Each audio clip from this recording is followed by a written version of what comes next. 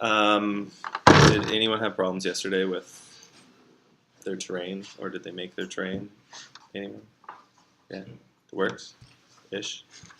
We made something. We don't know if it's right or not. Okay.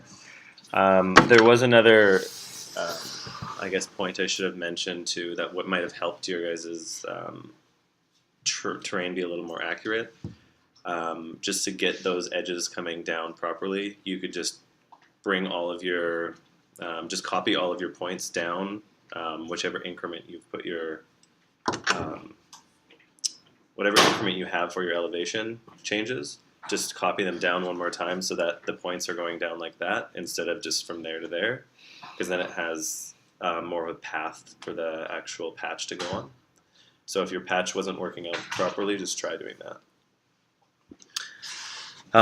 So for this one, I just made it a little more, just a simple model of Santorini because it's quite an elevation change. And I put a path in there just so that we can kind of see how to move the path into the Illustrator file for the laser cutting. So first thing, we're just going to do the manual version of it for this elevation change. Obviously this is, I'm going to make it as simple as possible, so you're going to get fewer actual stacks of material, but when you do yours, you have to keep in mind that it's probably not great to have huge changes in between your material if you have really thick material. So just like yesterday, pull the contour command out and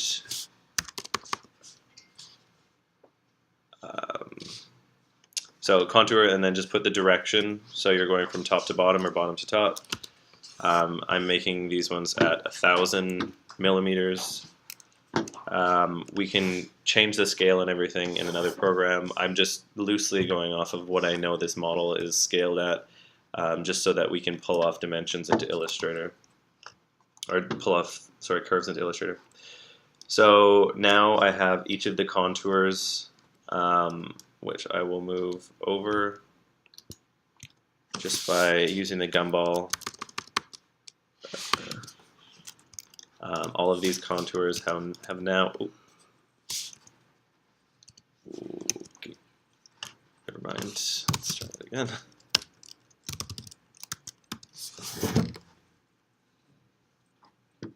Did it just crash? It just crashed. Not sure why.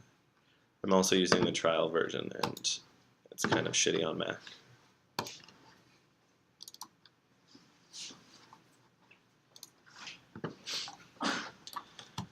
Okay, contour. Oops.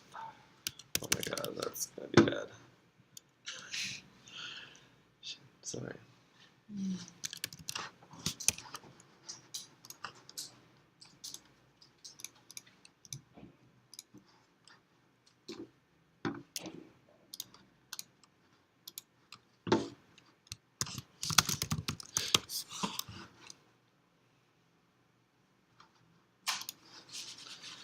Okay. One more time.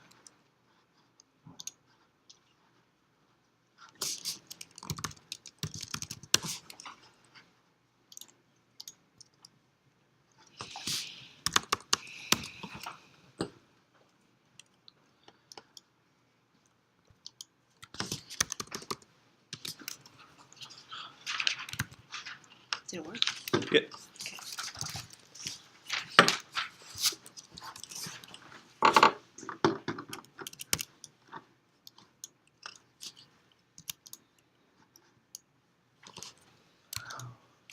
Okay.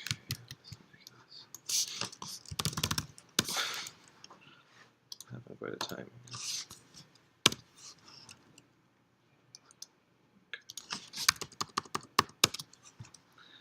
All right. So now we have all of these contours in their separate pieces. In order for me, though, to take this little pathway that I've created, and project it onto these pieces. Right now they're just lines, curves, so there's nothing to actually project onto. So I'm just going to select all of these contours and then change or make them into an actual surface. So if you go to surface and planar curves, then it changes all of these into, so now these are all separate surfaces. So then if I take this curve and then just move that over the same distance, and then I can project this. Now, when I project this, the only problem is that it's going to project this line work onto every single one of these layers, which we don't necessarily need, but in the end it will help us line everything up. So project, and then select all of the surfaces again, and then you can see that it's projected that road onto each of these separate surfaces. So now essentially we have each of the pieces that we're going to be laser cutting, but obviously it's not that hard to move each of these because there's not very many of them, but if you have a file that has a whole bunch of contours, there's an easy kind of trick to move that, like spread them all out so you can actually use them, which is the shear command. But first, if you just draw a line from somewhere in the center of the project, straight up, and then grab everything but that line.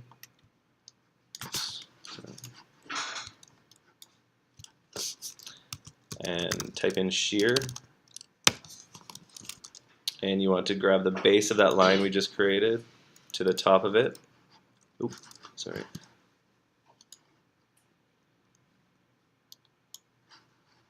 Oh my god. Okay, this thing's a little finicky.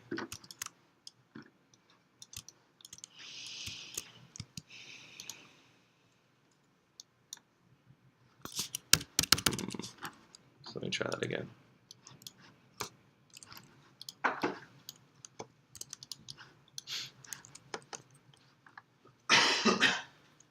So what this command is going to do is it's going to take everything on each of the z axes and spread them all out. So as long as everything is on a level plane, it should spread all of your separate pieces out.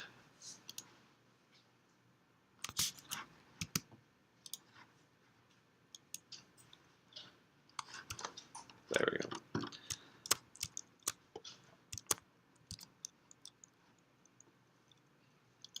Okay, so that's just the curve. This one's the one that we used before, but we don't need that.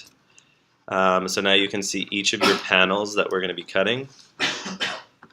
And actually, so I guess this is the most basic way that you can spread out all of your pieces, and then we can start laying them out onto whichever format of material you guys are using.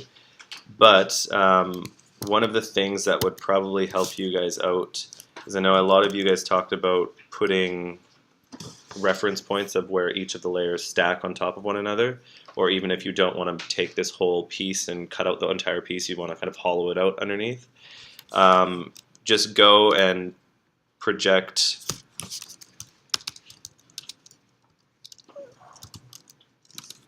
these lines or these curves onto the surfaces below. So then once we actually get into the file on Illustrator of all of these, we can change these layers and just do a slight laser etch instead of a cut through the entire piece. So if you were to go down and do that on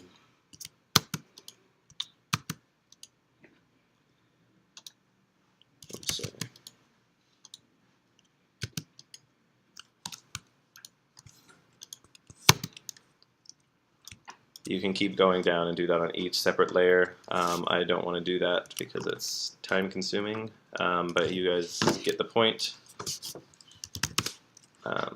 Does everyone know what I mean for that? Yeah, okay.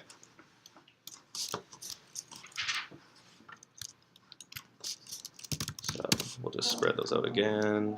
When you do the shear command, does it keep it at the same Z height, or Yeah. okay? Keeps it at the same Z height, which won't matter when we export this to Illustrator. We're just exporting. It just flattens it anyway. Yeah, so that won't matter. Okay, I see. Yeah, so it doesn't. This doesn't warp your line work or anything, unless your line work is going down the Z-axis, which we can see that one path was actually going down the Z-axis, so that was all warped, but we don't need that. So we have this one, which will allow us to place, and this one, which we can place. So if you guys want to actually do that with your models, that's one of the ways that you can. You can do it one of two ways. You can start laying out, people lay out and just make their framework for their material on here and start placing each of the pieces. I prefer to just do that in Illustrator, but however you want to do it. So I'm just going to go and export from this guy. But if you can export the selected geometry, there we go.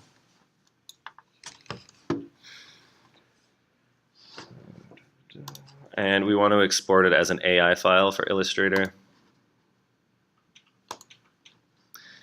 And we want to, we want to keep the same scale usually. Well, you want to scale it in your head. I haven't scaled any of these. I'm just kind of guessing all the numbers, but typically I'm going to scale it for the type of model I'm having, or I'm going to make. So if I'm going to make a 1:1000 model, I'm going to change it so that there's 1000 millimeters or whichever it is. Also, one thing that I find about doing it this way is that you should probably like put the panels closer to the corner, just the bottom left corner, because then otherwise it'll disappear somewhere on the artboard in Illustrator and you can't find it. Yeah, so if you just go move and then move that to 0, 0, 0, 0, 0, then that's the true 0, so it's going to actually export in the correct place when you go into Illustrator, because it does float off the page. And you may even want to take some of these panels just so it's not extending across the page, because Illustrator also doesn't like that. Okay. Anyway, so I'll just export that.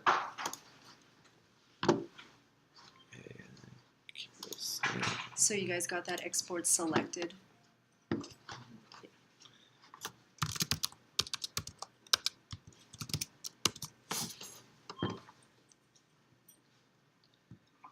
Okay. So then if we just head into Illustrator and open up our file that we just made.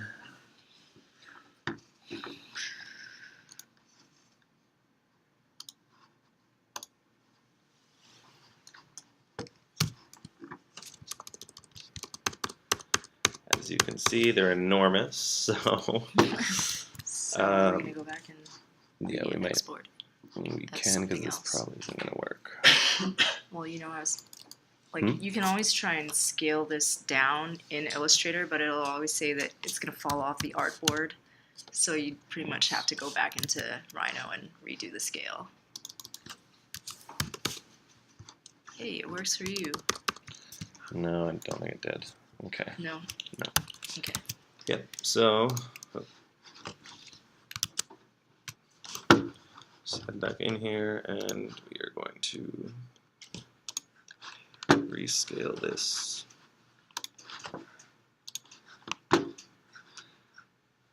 So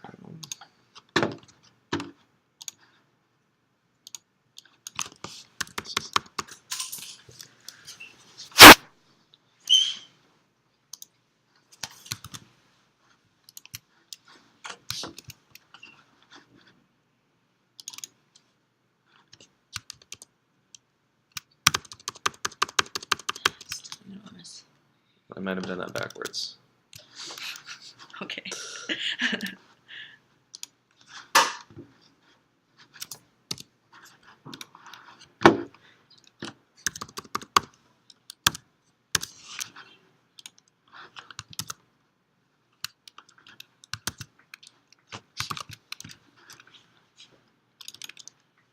There we go. So now we have our super small pieces. But at least we can scale them up Yeah. this time. Again, I'm not doing it to any particular scale, which is the wrong thing to do, but it's just quicker at this point. So first thing that will actually probably help is, so the one laser cutter, the old one, you're supposed to have your sheet, your artboard set out to 32 by 32, even the bed's 32 by 18.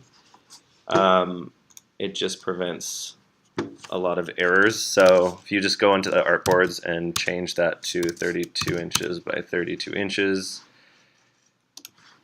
and then you can always pull your guide down, although this is in metric, so Somewhere I'm in gonna, the middle.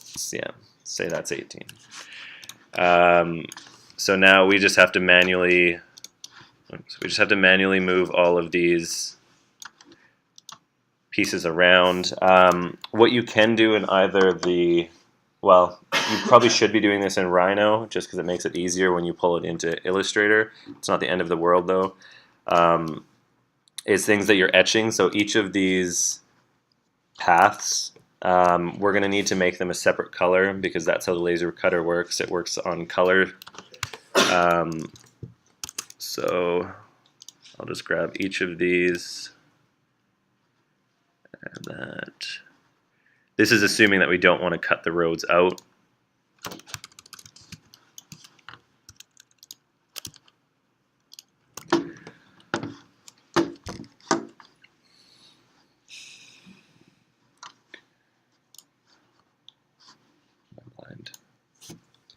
See the layers panel? Oh, it's right there. So you Wow. don't necessarily need to create a different layer for that. You just need to change the color, right? Exactly. But I guess the way I work is I like to have everything in separate layers just in case you need to turn them on and off or Right. do whichever. True. But we'll just change that to pathway and move those to that layer. So now all of these are on a separate layer and we can actually change the color of them, which is what we'll need to do anyways. They do need to be true colors.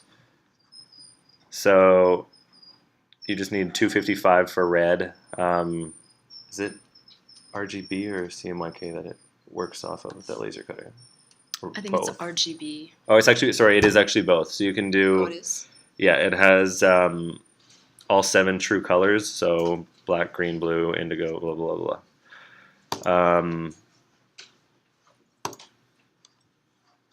And our file that we made before, because they were planes, they just have these ISO curves on them.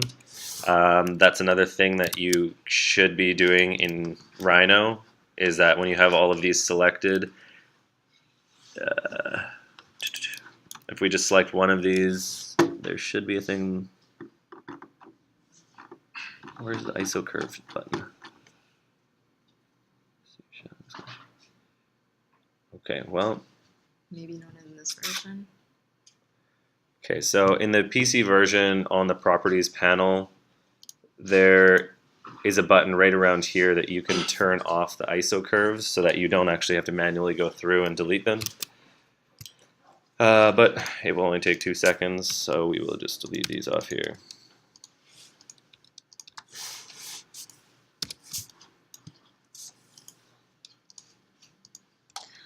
Oh, that's from it being a surface. Yeah. Okay.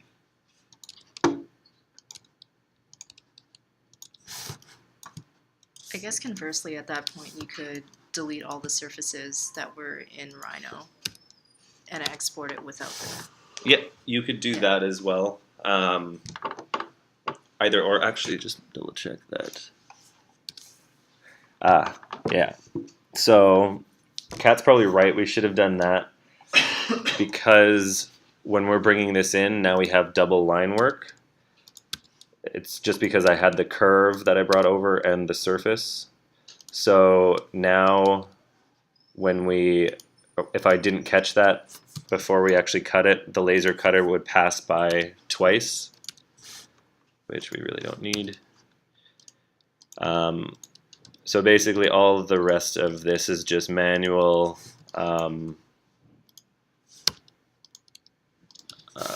manually moving each of these pieces around so that you can kind of fit as many of these pieces onto one artboard as possible.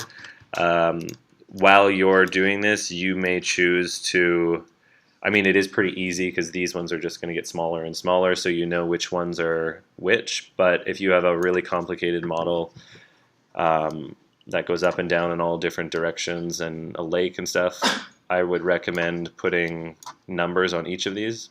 Mm-hmm. That helps a lot. But let's say this, actually move this on down.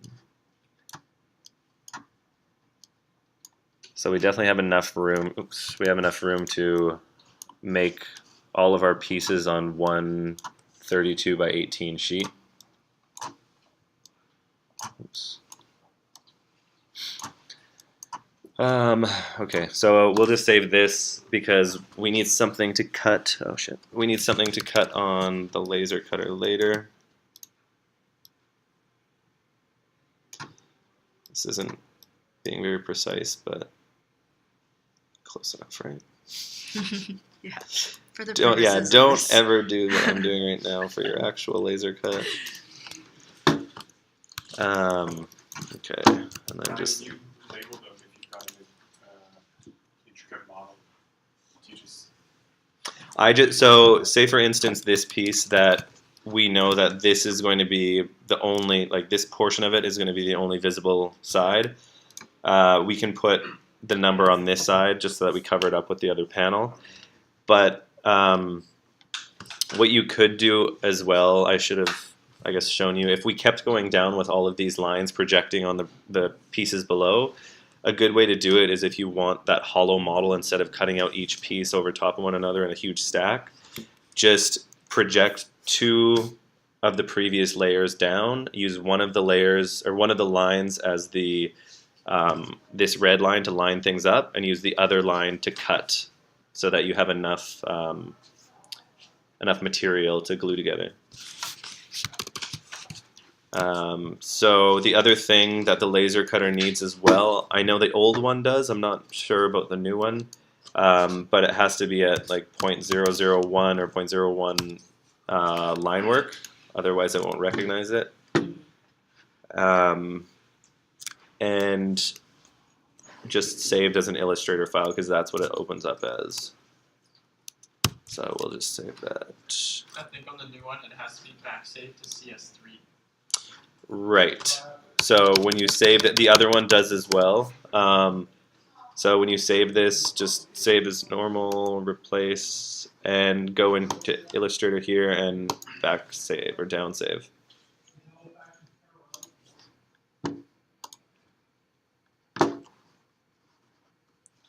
Okay, and then basically we have that file then that we're going to be cutting.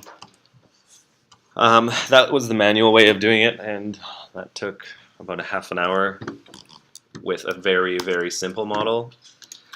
So it's a little time consuming.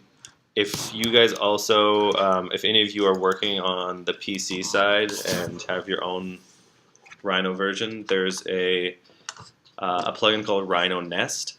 And it basically takes all of these slices that you've made and you can automatically nest them into laser cutter panels that you set up in the program. There's tutorials online that you guys can take for that, but that's also a simple way of doing that as an alternative to this and an alternative to the next method I'm going to show you.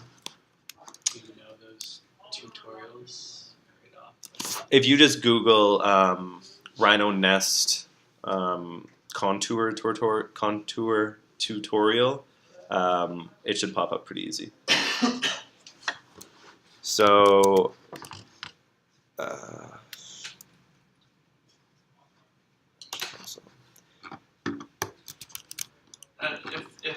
let's say that model is 2 laser beds, one. Uh-huh. Is there a way to split that? I guess we have like the file you brought in yesterday was our entire model, and that's 2 laser bed Yeah. widths.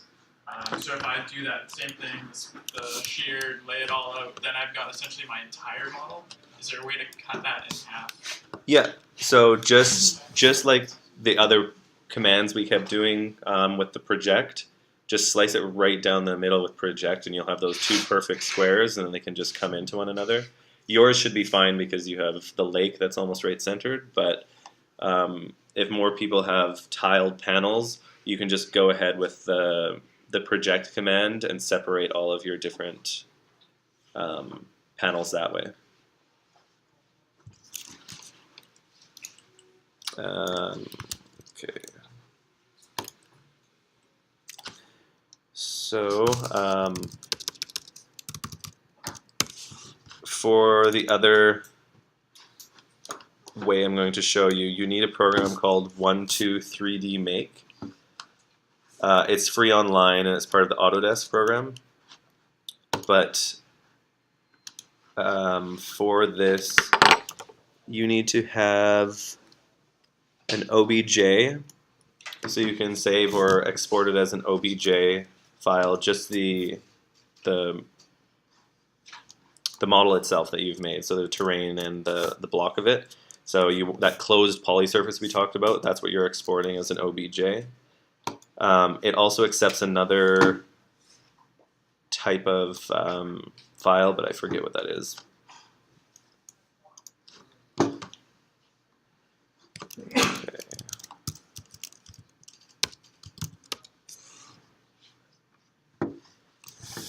So this program's pretty simple. It's a bit finicky and a little problematic, but the amount of time it saves you if you have a complex model is definitely worth it. So you just go up here to import that OBJ we just brought in. And there you can see our model right there. And then it gives you a whole bunch of different construction techniques that you're going to send to the laser cutter. Actually, first off, we should probably figure out the object size. If you just bring it in as what I think we were in millimeters in that model, so if I change it to millimeters and original size, it's going to be absolutely enormous. But you can go in here and manually change everything as well. So let's just go like this. Height, and I don't know, we only want. So the material we're using is, I forget what Damon said, but it's a 1/16 of an inch thick. So I don't know, I can just guess that I want this model to be, I don't know, 3 inches high.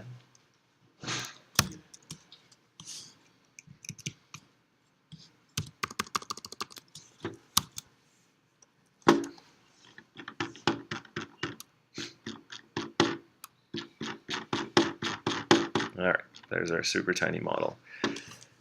So then again, we can select the construction techniques. It can do a whole range of techniques to cut kind of a grid shell pattern of it or do whatever. You can change the degree that you're cutting these slices at. But for this, we just need the stacked slices. And then it takes all of the slices that you need and then automatically puts them onto sheets for you. But right now it's only putting them on letter. I have the laser bed already saved on here. And then right now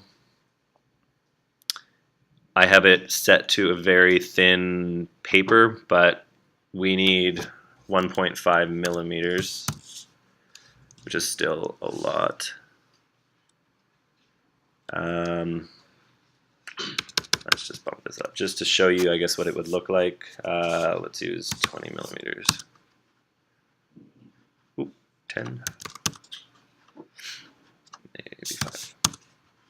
Okay, so you can keep playing around with that and kind of get something that you like. And then it automatically shows you that this is going to be, like it numbers them for you, and then it shows you the line of the previous layer. So we're pretty much done here, and it was really that easy.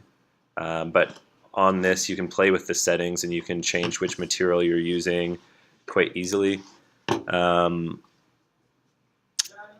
forget where it is in here, but if you play around in here, Why is number 2 kind of weird?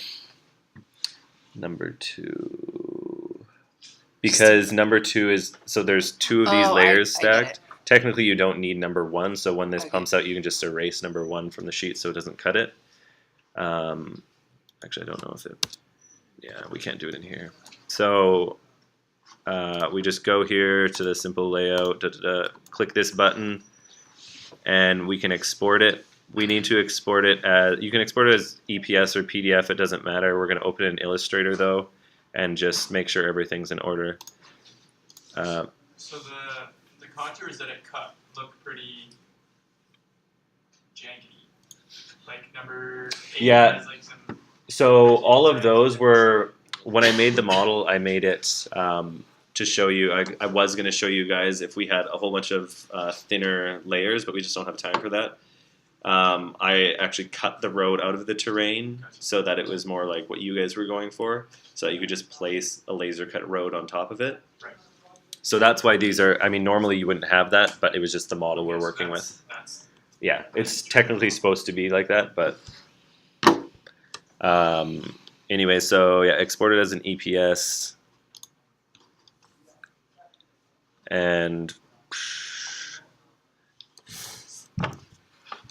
yeah.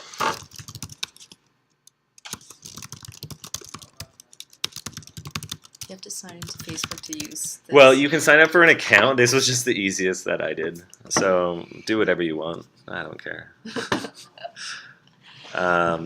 But it's only like, it's just a free account, and you can, once you have the account, you can save your models so that you can go back. If you ever run into a problem, you can go back and actually see what piece is missing or what piece messed up.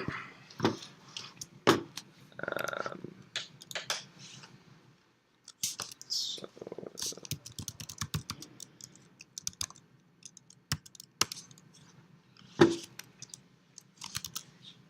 So do you have it saved so that it automatically moves everything a half inch in for the Yeah. old laser cutter? So on this, you can go back to where's the Your sort of layout? template. Your template here, and where was it? when you just make the laser bed dimension half inch smaller than 32 by 18, and then that sheet that it would be setting up would inherently be. You could, but there's margins on here, and it's super easy to change. The other laser cutter actually cuts properly and goes right to whatever margin you want. But it is in here. The settings here, I think. There we go. Yeah, so you can change all your margins here. Right now it's at 0.2 of an inch. But these are where all, oh, actually it's down here. So this is the setting for the laser bed. The margins are huge on it. They don't need to be that big, but we fit all of our pieces on the one anyways, so it doesn't really matter. That's just required for the old laser cutter. Not really. Like, we're going to be taking it into Illustrator right now, and we can put it to whichever corner we want. The new laser cutter has a computer program that allows you to kind of zoom into which area you want a laser cut, whereas the old one is just offset for some reason and it cuts in a weird spot. Do you lose any quality by using this? Yeah, you probably lose a little bit of quality, but it obviously depends too how many layers you're doing, like what the increment is. But it in general, I would say that like it's even picking up these little roads that I had before, which they should be. So I wouldn't say it's really losing any quality, especially for what you guys are doing. The amount of precision that's needed isn't actually that much. No one's going to notice that there's a little rock missing or something. So when you go back into Illustrator and just open this up, it's already labeled everything for, oops. I just have to change or make sure that it's not Okay, so change it back to the bed size, or 32 by 32, sorry. And so the border that it has on here is already at 32 by 18, so we know where that is. We don't, so if you go and just ungroup everything, you don't need this line, otherwise it's going to start cutting it. Mhm. So we can just change it to all black. And then each of the other ones, you just need to double check that they're true red or true blue, which this one is.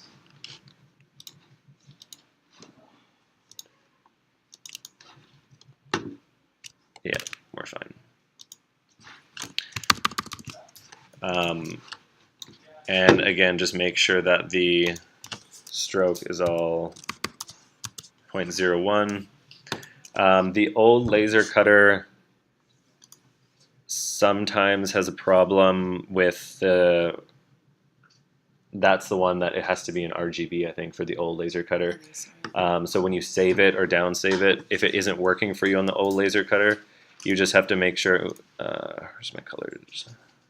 You just have to make sure that it's in RGB, which this one is, so it would be fine. So, save. And again, down save that one. So, I mean, in comparison, you're looking at half an hour versus 10 minutes. You guys can choose whichever. This one, I guess, yeah, so running through this one, the only problem is that it doesn't have the roads or houses or anything that you can project on there. It'll just take the actual form itself. So you're missing out on that portion of it. Mm. Oh, and obviously for this, you would want to move things like, oh, you'd have to separate it and move that 2 over, because that's, I think it would be hidden. huh? I think it'd be It's hidden. crossing the line. Yeah, because this is where the So love. cutting that off, and then the other piece would be over top. No, so the other piece goes over top of this part, but then the 2 would still be sticking out.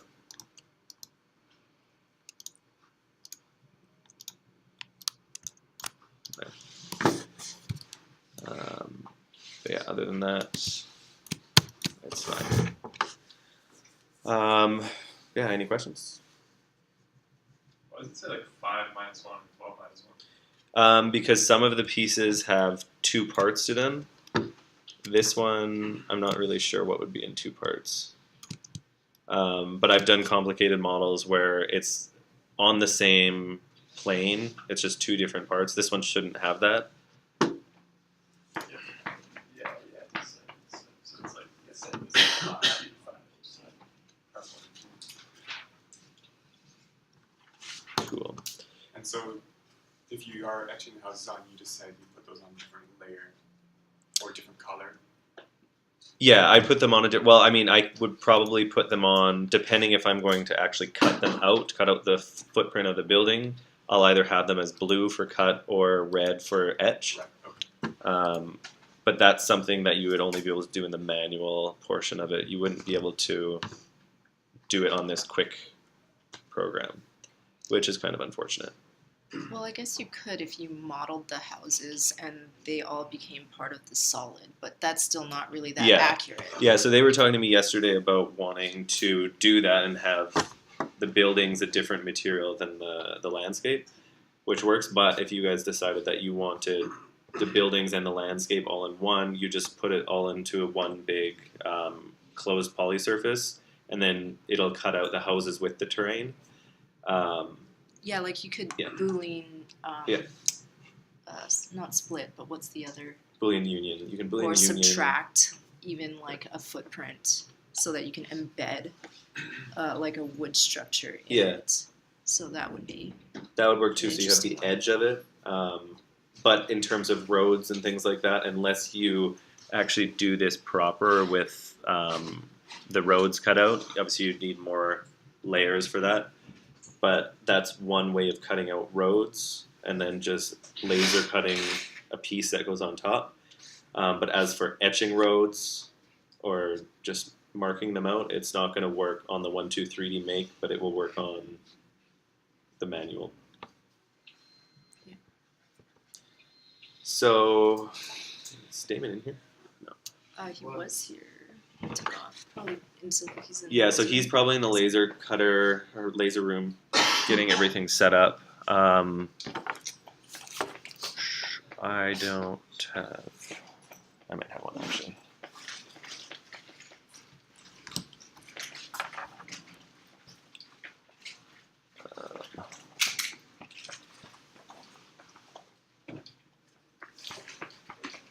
Do any of you have a USB stick that they want to use? I could steal one. Oh wait, never mind. I found one. We're all good.